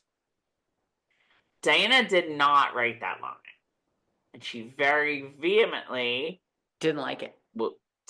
says she did not write that line. Mm. She found it to be very, as you were Cliche. funny, you were saying when you were talking about something being really 21st century, she was like, that's our son is a 21st century mindset. And I understand what she's saying, but in the next breath, she says, if you go and you like look at her comments and whatever, she's like, but everybody really loved it, so Right. well, so whatever. Who am I I to? mean, usually I have a problem with a line that seems a little too cliche or a little too modern but it really is a fascinating situation with the two of them and yeah. I know, I know, I know. I didn't. I It really liked wasn't it, and here, I don't want this kid, raise him. It was, can you raise this child for me type of thing. You know what I right, mean? Like, right. ah, Right. No, I'm with you. I liked it. I really liked it. I know, and I don't like when they're very 21st century about stuff and handle things in a 21st century way. To be honest with you, that never crossed my mind that it was 21st century. And the minute I read that she said that, I was like, "Oh, she's totally right. It yeah, is what, like a yeah, real. but It's isn't really it? like But she created the situation. no, it's not. It's not. She didn't. She wasn't saying the situation was she didn't like the situation that like because I don't think that any of this happens in the book, by the way. I mean, she set this up where like, you know, Lord John has a plan. Hey, you parole me and I'll go find him. What she didn't like was the line of like save our son, not my son. Because our son and this idea that we both raised him and he's like the best of both of us, that's a very 21st century mindset. It's not at all an 18th century mindset. But it's one moment where I'm like I'm okay looking at it through the lens of the 21st century Because he is both because of their it's true. son. Because Yeah. it's true. Yeah, that Because didn't it's that true. wouldn't bother me. It didn't bother me. In fact, I loved it. But I'm But sorry. I I'm love that sorry. she speaks up about stuff that bothers her. And I love Right. hearing about her rationalization and her reasoning for why it bothers Right. her. Right. I love when Right. I got Well, to go and it back and became watch. What was it you read? Send it to me because I need to she read will it. she will have a thread usually on Facebook with each episode like here's, did you Yeah. watch it? What did you think? And Yeah. so many people loved that. So many people loved that. Yeah. And she like, responded to somebody she's like, "Yeah, I didn't love it." Yeah. I right. I didn't love it, Right. but Right. if y'all like it, great. I wonder how she would Um have written it. probably just Go save probably William. go save William, go save Yeah. my son. I mean, like you could, if you think about it, and he did say my son. That's a little knife in Lord John's heart, and a little tick on the list of like Jamie and I are going to go round and round someday. But Is it a little that's also interesting. disrespectful? But Is that's it a also little interesting. is it a little disrespectful to Lord John because he raised him? No, no, no, no, What? because again, like who raised who and who did what Like is biological and all now. that. That's Yeah. what we Yeah. think about. That's what Right. we think about. Right. Um, So back then the thought process is he's always Jamie's son who Lord John raised. right. Yes, yes, yeah, Go save my yes. son who you raised. um, okay. So now we see William. He's riding off, search the Baron von Schneckerdoodle. Finds the little camp. Um, he's Oh like, God. he's Will like, you okay, just I have a message for Baron von Snickerdoodle. And he has like his little cipher, little cipher template. They like lays over the thing and like, and then he's like, I know. Like, okay. Baron von Snickerdoodle is like, oh my gosh, sounds a live one here, boys. I just love the like, oh, stay for coffee. Stay for dinner. And William's like, okay, Oh, okay. And that's the end. There you go. There you go. The end. Um, yeah. yeah, I thought this episode was great. I really did. It was fantastic. Although I can't stop reading my notes about Jamie and Lord John. I just kept being brought back to the thought in my head of the two of them and their relationship and the playing chess. And now here they are working together and their son and I know. I know. It's crazy. I thought this episode was great. It explains it like really lays out like what's gonna happen in the last couple episodes. It clarifies plot points that I really needed. I, who've read the books, needed Mm, help clarifying. yeah. And it makes it really, really, really easy for all of the people who have not read the books and don't really know necessarily like Percy. When Percy walks in, we book readers already have history with him. Like we already know who Percy is and have history with him. TV non-book readers don't. And you guys tell me non-book readers, but like it was clear, like the Percy storyline was clear. You weren't like, wait, I don't understand like who this guy is or what this guy like. It was all extremely clear who he was and why he was important. What did you think of the way Percy's personality was written for the show? I That was did, good. I felt like there was a difference there. I felt like I was remembering Percy as being like a wise ass in my recollection. Is Percy like, I gotta go back and read. I mean, Um, he's a little bit of a wise ass, I guess. Percy's basically like looking out for number one. And Percy's supposed to be really like beautiful, yeah, yeah. and hot and like, You're bringing that back too. sort of like Yeah. living on the kindness of strangers to a degree. I think And he's like always gonna he's like gotten he's always gonna it's gonna be the cockroaches and Percy at the end. I just always felt like I don't know, I just felt like this Percy is written very level-headed and grounded and like you're saying, like I do what I need to do and but Yes. maybe we haven't seen it yet to the extent that I remember him being every man for himself. But I mean, like you also do see, like when Lord John's like, are you sleeping with the Baron or the wife? And he's like, oh, both. Like, Oh yeah, I love that line. whatever. Like, I loved David Barry asking it was so fantastic, and the answer was so fantastic. I just loved the whole thing. I know that was a great, great, great, great, great scene. I am very interested to hear what show watchers think of these last episode or two. It's just because there really is, it's one of these situations where it's so impossible to get everything Mhm. into a 50-minute show.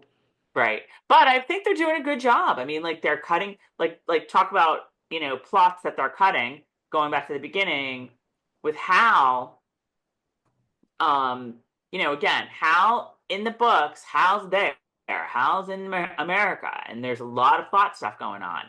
But Hal mentions two sons in this first part, in the cold open. Henry, who we know, and Henry's going to have his commission, but then there's another son.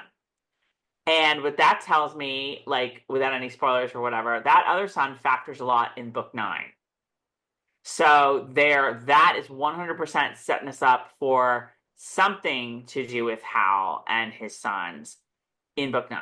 It also tells me that, I mean, it's pretty clear already that we're not getting any Dottie and any of the Dottie stuff, right? Which makes me sad because I love totally Dottie, sad. And she's great. Totally sad. Really like that. But Ben, who is the brother, who is Henry and Dottie's brother, does factor a lot will factor in season 8 in the last season.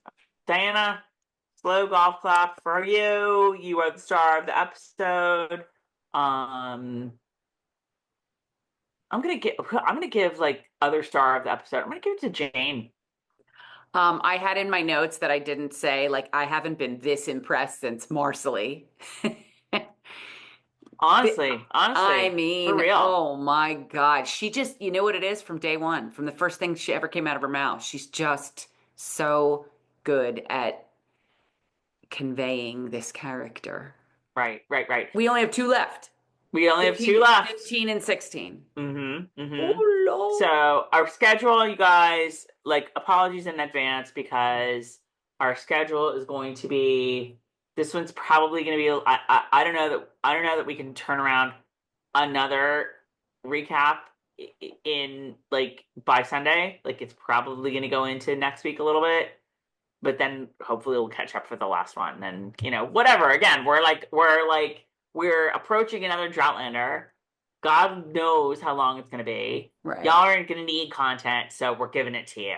So you can just, like, watch these at your leisure. Yeah, we're doing this on purpose. We're late on purpose, so you guys will have something to watch. It's all great. It's grace. We give ourselves grace. Any last thoughts? So good. So good, and I can't wait for the next one. We should do a second, we should do a video, Carol, that you just take the lead and you run and you talk about, like, all of the Revolutionary War stuff that you want to talk about. The historical stuff. Well, we'll do that in Droughtlander. All right. Do you have any resolutions for 2025? Yeah. Other than make shorter videos? For us to do some kind of fun something on location. Yeah. Seeing as, right. That would be fun. We shall see. How about you? Right. Anything? No. I have plenty, but I'm not getting into Get more, like, figure out where we're going. We need to think about, like, where we're going after season 8 and what's going on and what are we doing, and we like doing this kind of stuff. Yep. Got some ideas. How else, what else can we yammer about for a couple hours and that people will watch and whatever. So we'll see. A whole new year to come, you guys. It's great. And we're glad that you guys are part of it. Right. We love you guys. All right. We love you guys. Happy New Year. Happy 2025.